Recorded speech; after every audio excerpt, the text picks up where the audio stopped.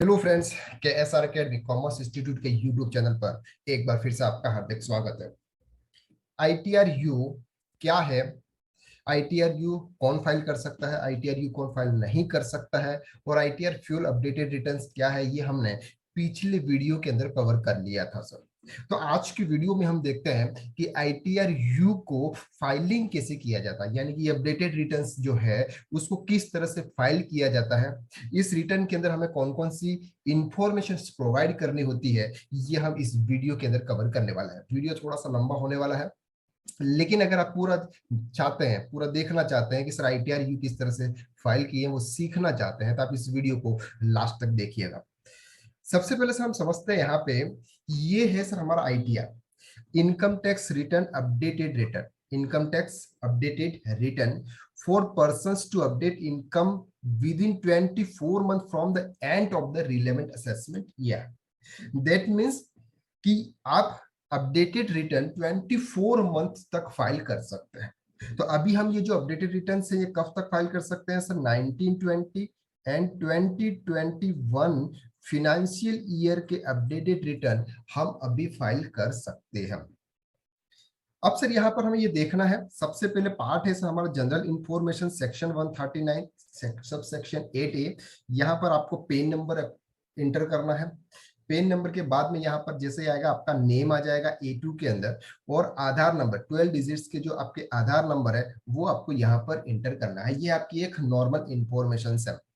Then आपको यहाँ पर सर जाना है ए फॉर्म के अंदर, ए असेसमेंट ईयर। असेसमेंट ईयर का मतलब कि आप कौन से ईयर का, यानी कौन से असेसमेंट ईयर का इनकम टैक्स रिटर्न अपडेट करना चाहते हैं, कौन से असेसमेंट ईयर का। तो अगर हम असेसमेंट ईयर की बात करें तो सर यहाँ पर ये 9020 होगा। अगर 9020 है तो उसका असेसमेंट ईयर होगा सर 2122। और अगर फिनेंशियल ईयर 2021 है तो उसका असेसमेंट ईयर होगा सर 2122। तो आप ये सबसे पहले असेसमेंट ईयर यहाँ पे इंटर करेंगे। फॉर एग्जांपल हम बात कर ले सर 2122 के। अब यहाँ पर से पूछ रहा है whether return previously filed for the assessment year. अब अगर इस असेसमेंट की अगर आप बात कर रहे हो तो आपने पहले यानी कि पिछले उस असेसमेंट ईयर में आपने रिटर्न फाइल किया है या नहीं किया हुआ है। हम अपडेटेड रिटर्न के अंदर दोनों तरह से फाइल कर सकते हैं। अगर आपने सर प्रीवियस में आईटीआर फाइल नहीं किया हुआ है तो आप बिल्कुल यहाँ पे न्यू आईटीआर फाइल कर सकते हैं आईटीआर यू के तहत। और अगर आपने पहले आईटीआर फाइल किया है तो उसको आप अपडेट कर सकते हैं। तो यहाँ पर आपके पास में सर ऑप्शन है कि आपने प्रीवियस ईयर यानी कुछ असेसमेंट ईयर में रिटर्न फाइल किया है। अगर किया है तो आपको यहाँ पे यस टिक करना है, अगर आपने नहीं किया है तो आपको नो टिक करना है। अगर आपने फाइल किया है, अगर आपने रिटर्न फाइल किया हुआ यानी कि यस आपको अपडेट करना है उस रिटर्न को, तो यहाँ पर आपको लिखना है सर वो रिटर्न आपने ड्यू डेट से पहले फाइल किया हुआ है या ड्यू डेट के बाद में फाइल किया हुआ है।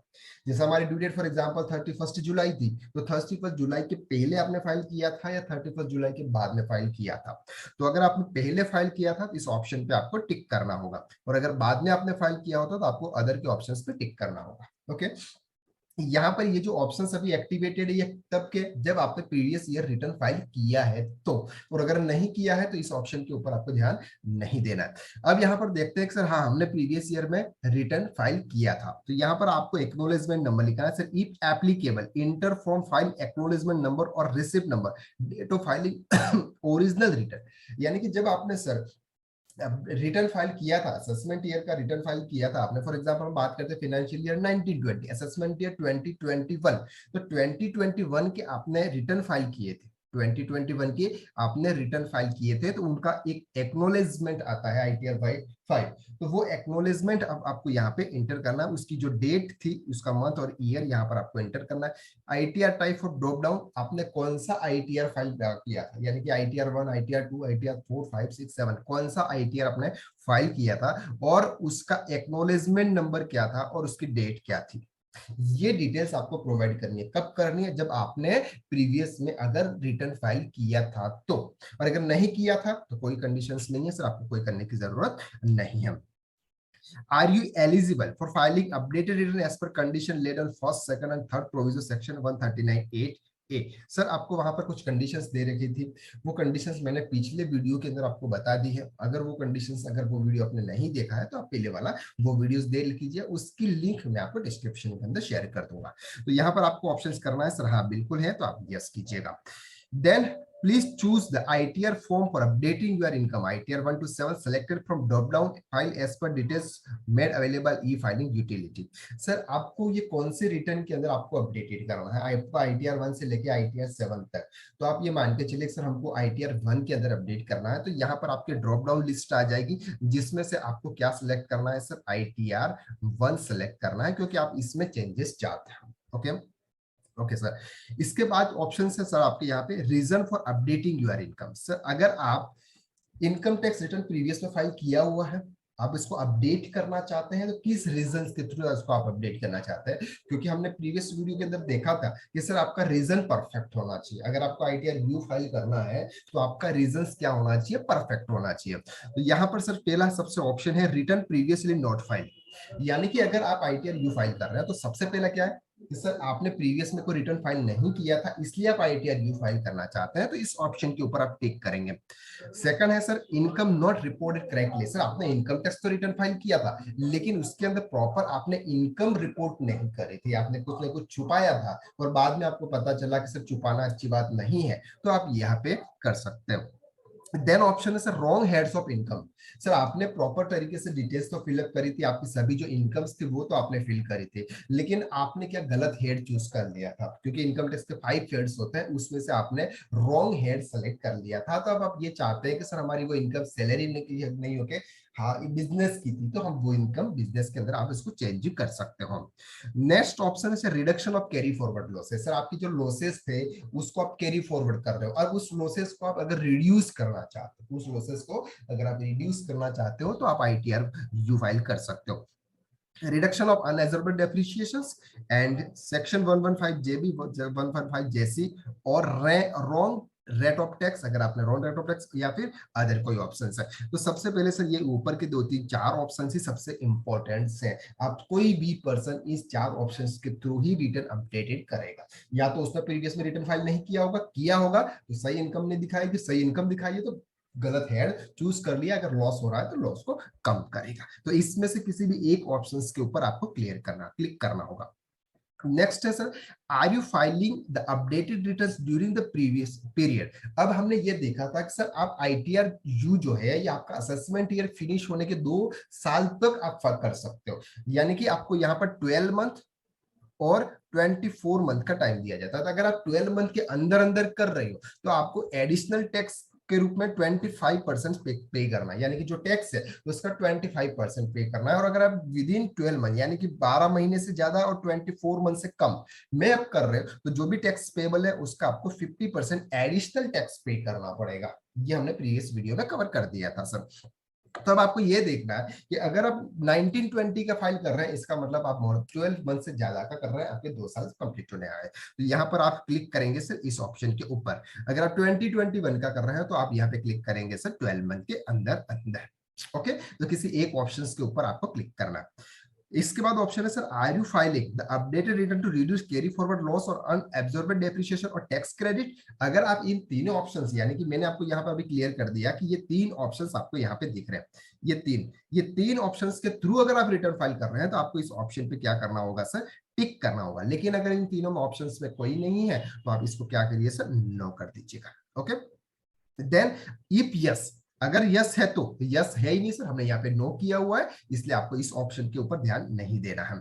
Then whether revise return has been filed for the assessment in above. अगर आप जो भी रिटर्न फाइल करें, आपने जो रिटर्न फाइल किया था क्या उसको आपने फिर से रिवाइज किया था क्या? अगर रिवाइज किया था तो ऑप्शन को आप यस कीजिएगा, अगर रिवाइज नहीं किया था तो ऑप्शन को नो कीजिएगा। Whether updated return has been filed for the assessment year. Sir आपने कोई अपडेटेड रिटर्न भी पिछले फाइल किया? नहीं किया।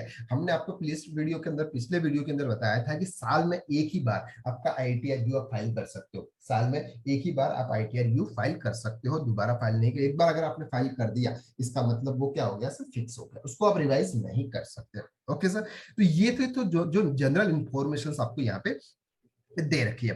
अब यहां पर हम बात करते हैं sir ATI computation of total updated income and tax payable. अब यहां पर हम सर क्या बात करते हैं? अपडेटेड इनकम्स आपको किस तरह से दिखानी है। तो सबसे पहली चीज सर, यहां पर अगर आपने प्रीवियस में रिटर्न फाइल नहीं किया हुआ है, प्रीवियस में अगर आपने रिटर्न फाइल नहीं किया हुआ, इसका मतलब सब कुछ न्यूली होगा, सब कुछ न्यू होगा। लेकिन अगर आपने previous year return update file किया हुआ है तो उसको आपको क्या करना है सर, अपडेट करना है। तो यहाँ पर क्या लिखा है sir, head of income, yes specify additional income. Sir आपको यहाँ पर इनकम के हेड दे रखे हैं, इनकम फ्रॉम सैलरी, अगर आपको कोई इनकम फ्रॉम सैलरी से इनकम हो रही है, प्रॉपर्टी से हो रही है, प्रोफेशन से हो रही है, कैपिटल गेन से हो रही है, और इनकम फ्रॉम अदर सोर्सेज से हो रही है, ये इनकम्स तो आपने यहाँ पे दिखा दी। लेकिन साथ में आपको ये दिखाना है टोटल एडिशनल इनकम्स, यहाँ पर ये कितनी हो जाएगी sir, A B C D E, यानी कि इन सबको ऐड करने के बाद में जो भी इनकम आएगी वो सर यहाँ पर आएगी सर। लेकिन ये कब आएगी, total income as per last valid return only in case where the income tax return has been previous been filed. Sir अगर आपने प्रीवियस में अगर रिटर्न फाइल किया हुआ है तो ही आपकी ये एडिशनल इनकम आएगी, तो ये आपकी एडिशनल इनकम आएगी। अगर आपने नहीं किया हुआ है तो नॉर्मल इनकम जो भी आएगी वो आपकी आ जाएगी। Total income as part B, part B T I, यहाँ पर ये आता है सर अगर आपने ये पीछे अपडेटेड रिटर्न फाइल किया हुआ है तो यहाँ पे ऑप्शन आएगा, अगर नहीं है तो आपको यहाँ पे ऑप्शन आ जाएगा सिर्फ नॉर्मल इनकम टैक्स रिटर्न के हिसाब से। Amount payable if any taken by the amount payable part B TTI. Sir आपने जो भी इनकम दिखा रखी है, जो भी अपनी इनकम दिखा रखी है, उस इनकम को आपको यहाँ पे शो करना है, उसके ऊपर कितना टैक्स पेबल है, उसके ऊपर कितना टैक्स पेबल है ये आपको यहाँ पे दिखाना है। Amount refundable if any to be taken from refund part B TTI of the updated return please instruction. यहाँ पे सर सिंपल सी चीज है कि अगर आपने कोई रिफंड है, अगर आपका टीडीएस डिडक्ट हुआ था और आपका टैक्स पेबल कम आ रहा है और टीडीएस ज्यादा है आपका, तो रिफंड हो जाएगा, तो ये इन्फॉर्मेशन आपको यहाँ पे देनी है। अब सर एक चीज और ध्यान से जा समझ लीजिए कि आईटीआर यू जो होता है वो आपके रिफंड के लिए नहीं है सर। आप इस तरह से इनकम टैक्स रिफंड यानी कि टीडीएस का रिफंड आप नहीं पा सकते। मैंने पहले ही बता दिया कि इसमें क्या होगा सर, जो भी गवर्नमेंट की तरफ से अगर गवर्नमेंट का लॉस हो रहा है तो आप आईटीआर की फाइल नहीं कर सकते, जिसमें गवर्नमेंट को बेनिफिट हो, एडिशनल गवर्नमेंट को टैक्स मिल रहा है तो आप ये आईटीआर की फाइल कर सकते हो। ओके सर, हाँ। Amount payable on the basis of last valid return for the applicable case, अगर आपने प्रीवियस में रिटर्न फाइल किया तो क्या पेबल था वो आपको यहाँ पे दिखाना है। Refund claim as per the last valid return, अगर आपने रिफंड क्लेम किया था उसके अंदर वो दिखाना है। Total refund issued at the last valid return, यानी कि आपको रिफंड कितना इश्यू कर दिया था। फी और डिफॉल्ट फर्निशिंग रिटर्न, अगर आप सर लेट रिटर्न फाइल कर रहे हैं या कुछ भी कर रहे हैं तो उसके अंदर इंटरेस्ट होगा, जो कुछ भी होगा लेट फीस होगी, वो आपको यहाँ पे दिखानी है प्रीवियस रिटर्न के हिसाब से, अगर नहीं है तो it's okay. Regular assessment year if any. Aggregate liability additional income, sir अगर आपकी एडिशनल इनकम्स हैं तो क्या देनी, in case refund has been issued, is has not been issued, अगर आपसे रिफंड था आपको इश्यू कर दिया गवर्नमेंट ने, वो अगर इश्यू नहीं किया हुआ है तो वो आपको यहाँ पे दिखाना है सब। Additional income tax liability updated income, इन सबको 25% और 50% से जो भी होगा सर, 25% किसके हिसाब से, विद इन 12 मंथ के हिसाब से, 50% मोर देन 12 मंथ के हिसाब से। तो नेट अमाउंट पेबल, सर इसका अमाउंट कैसे होगा सर, ये पेबल होगा। ये प्रीवियस वीडियो के अंदर नेक्स्ट अमाउंट कैसे पेबल निकालना है वो क्लियर किया हुआ उस वीडियो के अंदर, अब वो वीडियो आप देख सकते हैं। टैक्स पेड, इसके बाद टैक्स पेड और टैक्स ड्यू, ये ऑप्शन यहाँ पर आपके आ जाते हैं sir.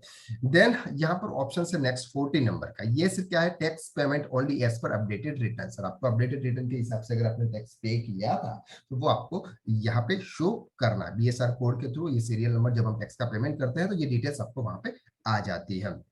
Advance tax, assessment tax, या फिर अगर आपने कुछ भी पे किया हुआ तो ये डिटेल्स आपको यहाँ पे देनी है। ये एडवांस टैक्स अगर आपने पे किया हुआ सेल्फ असेसमेंट सेक्शन 180 चालान के थ्रू, अगर आपने किसी भी चालान के थ्रू पे किया हुआ है तो आप वहां पर दिखा सकते हैं। Relief under section 89 which is not claim the earlier return, relief is not be allowed under section 44 AB, ये सर इस रिटर्न के अंदर एप्लीकेबल नहीं होगा, ये relief is not to be allowed. यहाँ पे क्या लिखा हुआ है sir, not to be allowed. तो ये था सर पूरा आईटीआर यू के अंदर इंफॉर्मेशन प्रोवाइड करना। अब आपको salary, house property, business profession, capital gain, other sources के जो हेड लिखे थे उसके अंदर जो इनकम दिखानी है वो इनकम कंप्यूटेशन के हिसाब से दिखानी है। जैसे सैलरी है तो सैलरी की किस तरह से कंप्यूटेशन बनेगा, हाउस प्रॉपर्टी का अगर लॉस हो रहा है तो किस तरह से बनेगा, ये आपको प्रॉपर कंप्यूटेशन के हिसाब से बनाना है। इसके बाद सर रिटर्न फाइल करने के बाद उसको क्या करना है सर, वेरीफाई कर देना। वेरीफाई में आपका नाम आ जाएगा, आपके डॉटर का नाम यानी कि फादर का नाम आ जाएगा, और इसको आप वेरीफाई करते हैं। अगर कंपनी है तो आपको डीएससी कोड से करना है, अगर आप इंडिविजुअल ये है तो आप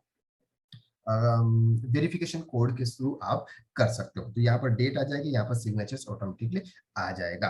तो ये था सर ITRU। अब ITRU अभी इनकम टैक्स पोर्टल के ऊपर अवेलेबल नहीं है, कुछ ही टाइम बाद ये इनकम टैक्स पोर्टल के ऊपर आ जाएगा, ऑनलाइन फाइल आ जाएगा। लेकिन रिटर्न के जो पोर्शन है, रिटर्न के जो मेथड्स है, वो रिटर्न का मेथड्स आपका टोटली पूरा इसी तरह का रहेगा। तो आई होप कि आपको ITRU कैसे फाइल किया जाता है, उसके अंदर कौन कौन सी डिटेल्स फिलअप करनी है, ये आपको डिटेल में समझ में आ चुका है। तो आज के वीडियो में बस इतना ही। अगर आपने हमारे चैनल को सब्सक्राइब नहीं किया है तो प्लीज इस तरह के रिलेटेड वीडियो प्राप्त करने के लिए आप हमारे चैनल को सब्सक्राइब कर लीजिएगा। Thank you so much.